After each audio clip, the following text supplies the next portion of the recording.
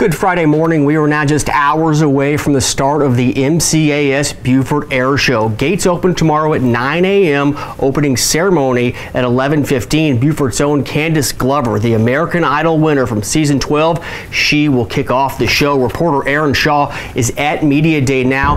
Everything you need to know about the big two-day event on our homepage later today. Meantime, great video up right now. You may have seen some of it, including the U.S. Navy Blue Angels and Rob Holland's hero flight. Well, the best junior weightlifter America has ever seen, and that's probably not hyperbole. Buford's CJ Cummings, he's lifting this afternoon at the Youth World Championships in Lima, Peru. You can watch CJ live through our homepage. We'll be putting up a link for you to a webcast. CJ's weight class set to start around 4:30 our time. Well, on the diamond, former Buford High School star Asher Wojciechowski, he made his major league debut yesterday for the Houston Astros. He grinded through 4 innings against Cleveland, but takes the loss. Asher gives up 4 earned runs, but he does strike out 2 batters.